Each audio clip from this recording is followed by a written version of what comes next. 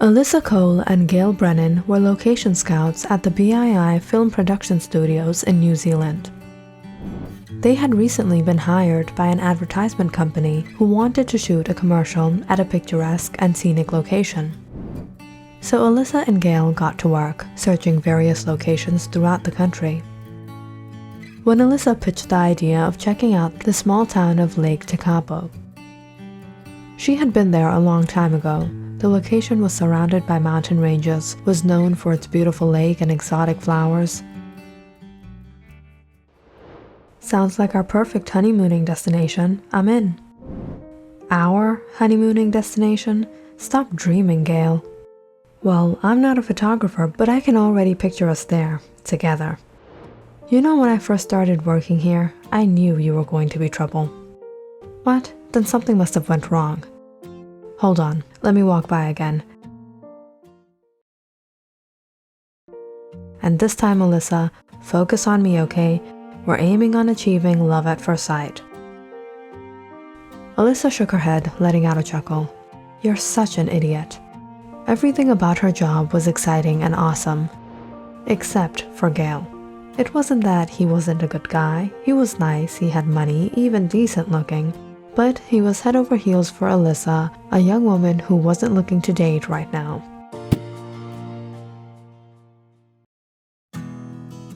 Alyssa and Gail tried to look up a place to lodge by the mountains in Tekapo, but the town was quite rural. So Alyssa spoke to a friend of hers, Jack, who worked for the company's management.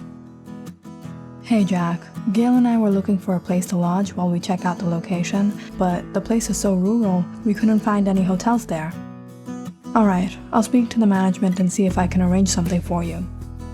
So Jack arranged for them to stay at a farm ranch in Tekapo. So Alyssa and Gail headed out on their 6 hours journey from Blenheim to the small town of Tekapo. I'll drive. You look really tired, Alyssa. I know last night was tough on you. You've been running through my mind for hours. How do you come up with these cheesy pickup lines, Gail? Alright, stop at the next gas station, and no, you're not paying, and I don't want to hear it. I hope you're gonna keep things like that after we get married too. Marry? Us? We won't even get near dating in a million years. As Alyssa sat there beside Gail, blabbering on and on from the minute they started the car, she knew this was going to be one long, long drive. But fortunately, Alyssa was able to doze off a bit. Until Gail suddenly started shouting at her to wake up. Alyssa! Alyssa! What happened? Is everything alright? Do you have a map on you? Yeah, don't tell me we're lost. Gail, you're good for nothing. Hold on, I'll put my GPS on the phone. Thanks, cause I was about to say, I think I got lost in your eyes. We've just entered Tekapo, cranky. Gail, you have to stop fooling around. Alyssa shrugged when suddenly she saw something up ahead. Stop the car, Gail, there's something on the road. What?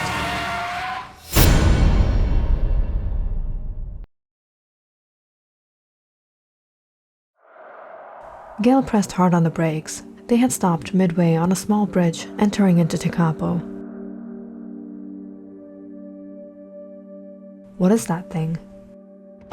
Alyssa got out of the car to inspect what was laying in their way. She was shocked to see it was a cadaver of a mountain goat. How did this get here? She said, scrunching her nose. She suddenly jumped back, seeing maggots and worms oozing out of the animal. Hey, are you alright? I'm alright, but this is so horrible. What animal is this? Looks like a mountain goat. If we drove over this, we definitely would have had an accident. The bigger question is, who drove over the animal and left it here in the first place? Thanks, Gail. Thanks for giving me nightmares. Hey, if you don't have nightmares, then how am I supposed to cuddle with you at night? Don't even think about it. It was within 20 minutes that they arrived at the ranch. You must be Miss Alyssa Cole. I'm Kaya Hart, the caretaker here. Good morning, Kaya. This is my coworker, Gail Brennan. This ranch is sweet, and the scenery, I can watch it for hours. I'm pretty sure we're gonna settle on this one, Alyssa. You'll also enjoy the lakeside. It's the time of the year the flowers are blooming. Wow, looks like we made it on the right time then. By the way, Kaya, I was just wondering, are there also a lot of goats around here in these farmlands? We would have arrived earlier if we didn't have to stop at the bridge. We found the cadaver of a goat on the road. The look on Kaya's face suddenly changed. A goat? Yes, you don't believe me, do you? It was quite a disturbing discovery. Kaya started shaking her head with worry. This is a sign of bad luck, Miss Cole. It's the sign of the goat man. Goat man? Gale chuckled. What's the goat man? It's not a matter of joke, Miss Cole. It's the legend of the goat man. Everyone living around here is well aware of it and its consequences. A long time ago, there was a man who lived in this town. The people didn't like him because he was known to be lecherous and lewd and had cynical tendencies.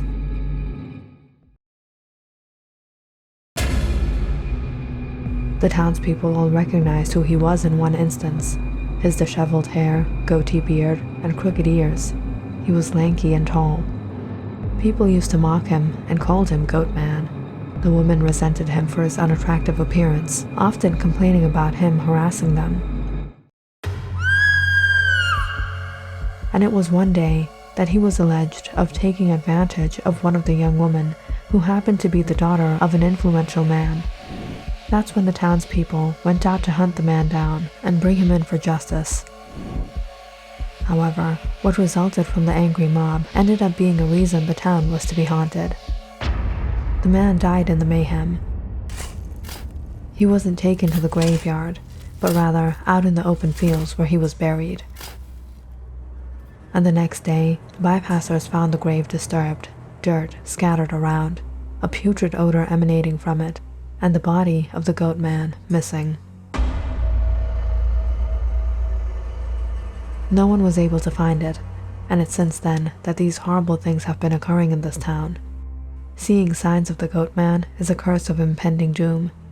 The goat man fools and deceives his prey, until the point his prey is completely oblivious of the upcoming dangers, and when they realize, it's too late for rescue. Women have gone missing.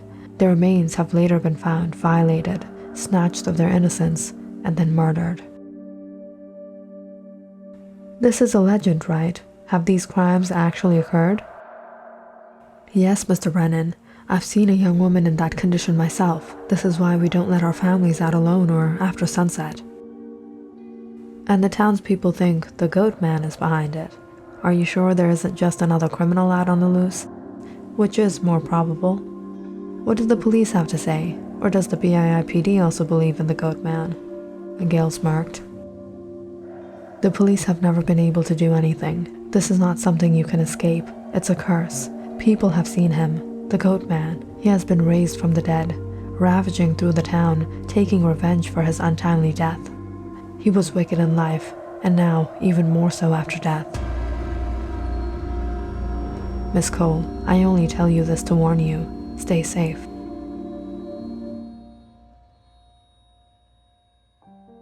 Alyssa and Gale enjoyed the little horror story they heard from the housekeeper, but they obviously didn't believe any of it. After freshening up, the two went out to walk around the area.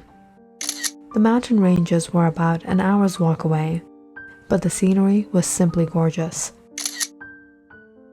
Alyssa and Gale started walking through the rocky mountain grounds, taking pictures for their portfolio. However, Alyssa kept looking behind her upon every sound, every snapping twig and dry leaf. Don't tell me she scared you. Well, this place is a whole lot creepier now that we know the legend that haunts everyone here. And now I wish I threw that rotting goat's horn on you. It's just a ridiculous urban legend. Let me repeat. Legend. Forget it. Come on, there's a waterfall up ahead. Let's check that out today. After taking many shots of the location, Alyssa and Gale returned to the ranch house after sunset. Kaya had prepared food and cleaned the bedrooms for them. Miss Cole, I'll be heading home now. I'll be back tomorrow morning. You have to leave already? Why don't you join us for dinner? Thank you, Miss Cole, but I have to get home. It'll be sunset soon. After Kaya took leave, Alyssa and Gail had their dinner and went to bed early, preparing to explore more of the area the next day. The night went by peacefully in the secluded town tucked in the mountains. Nothing but the sound of the nature, the winds, the crickets chirping.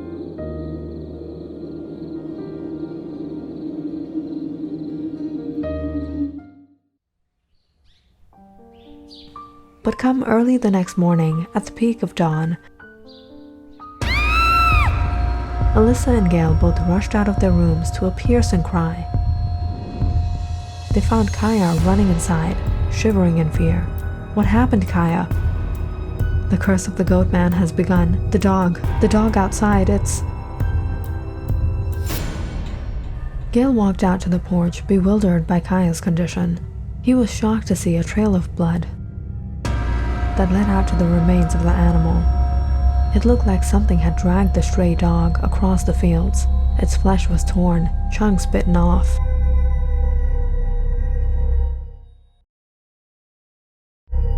How could this happen? Are there coyotes around here? No, Mr. Brennan. This was no coyote. This is another sign of the goat man's curse. Miss Cole, it is you I fear for. Young women have fell victim to the goat man. What if something happens to you? Kaya, you're overreacting. We'll be fine. No, I'm sorry. I'm sorry, Miss Cole, but I can't stay here any longer. Kaya, wait! But Kaya was too petrified to even speak. She dropped the house keys onto the counter, pleading with her hands before she ran out the door. Feeling a little awkward and creeped out being left alone in this ranch, Alyssa called up Jack and told him what happened. I really apologize about what happened. Kaya is usually very hospitable. I don't understand why she behaved like that. But now what? I don't know if I'll be able to arrange another housekeeper so soon. It's alright, Jack. Gail and I don't plan to stay here longer either. I'll lock the place up, and when I'm back, I'll come by your place and drop off the keys. After breakfast, Alyssa and Gail hiked up to the top of the mountains, where they took some more pictures. They would wrap up on work today, and perhaps leave tomorrow. It was around 9 p.m. the two returned to the ranch. They sat down to look over the pictures of the sites they had selected. This is the perfect place to shoot the commercial. Mountains and a lake in the background, the flower fields. What do you think, Alyssa? Alyssa suddenly noticed something in the pictures. She scrolled through all of them, focusing on a strange shadowy figure in each one. Alyssa widened her eyes, dropping the camera. Gail, tell me you don't see that. See what? Come on, Alyssa, don't be silly. Now the rumors are getting to your head. How is it in every picture? It's behind us in this one. It's just the shadows of the trees. Suddenly, the two heard a noise outside. Alyssa hurried to the windows and peered outside. Nothing but the swaying tall grasses in the field. Don't worry, I'm with you right here. I can stay in your room tonight. Alyssa pushed Gail aside as he walked up behind her. You don't know when to stop, do you? This isn't funny. Who said I was joking? A little fun can help change your mood now, can't it? Alyssa started to feel uncomfortable by the way Gail was eyeing her. Gail, you're just crossing the line now. You know I'm not interested, so just back off already. I'm going to bed, she said before she stormed off to her room. But just before she locked the door, she peered out and shouted down the hall, "Make sure you keep your windows locked."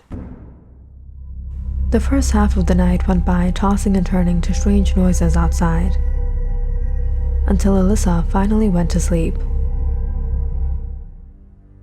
But hearing some strange noises sometime before dawn, Alyssa woke up again. She went out to see the matter, but she found Gail's bedroom empty and couldn't find him anywhere else in the house. And when she found his phone laying on the ground in his room, she started to panic. Did something horrible happen? Was Kaya right all along? Alyssa hurried out to search for him, when suddenly she spotted him far out on the field, just sitting there in the tall grass. Alyssa ran to him, panting. "What happened to you? What are you doing out here? You scared me." Alyssa was a little shocked by Gale's silence. He didn't even look at her. Was he avoiding her now? Had she been a bit too harsh the night before? "Gale?" "Some noises woke me up. Then I came out. The weather was nice. I thought I heard something too. Come on, let's go inside. How long have you been out here?" "Why? Did you miss me?" "Well, I never said I don't care for you." Without saying anything, Gale got up and walked back inside while Alyssa followed after him. "Are you upset with me or something?" Gale chuckled as he went inside. Alyssa watched him lock the door, standing there with his back to hers. She could see the smirk on his face. "What's so funny, Gale? Why are you behaving so strange? You couldn't sleep thinking about me, could you?" "What?" "That's how they all fall into my clutches. They hear about me, they spot me, they want to find me. What they don't know is that it's I who finds them." "What are you talking about? Are you scared of the goat man, Alyssa?"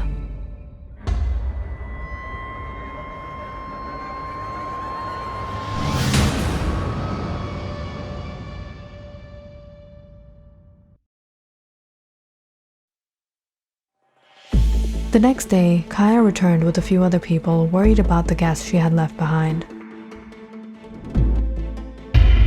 She was horrified when she found Gale unconscious out in the fields, all his clothes torn, and Alyssa was nowhere to be seen. Gale was taken to the local hospital while police set out in search for Alyssa Combe. They let out a canine unit, and after a long search throughout the whole morning, they finally found her remains high up in the mountains, but they were bewildered by her condition. She had been taken advantage of, bruises, marks all over her body, and strange as it was, they were all made by teeth. The woman was bitten all over. Alyssa Cole's remains were immediately sent to the forensic lab, while the police awaited to question the surviving victim, or the culprit himself, Gale. Officer, the results have come in, but this doesn't make sense at all. The bites on the woman weren't made by a human, it was an animal. The DNA found on her body, however, was that of Gale Brennan's. "What happened over there? Where were you?" "I don't know, I was in my room." "Did you not even hear her screams?" "The last thing I remember is going outside in the middle of the night to some strange noises. I don't know what happened."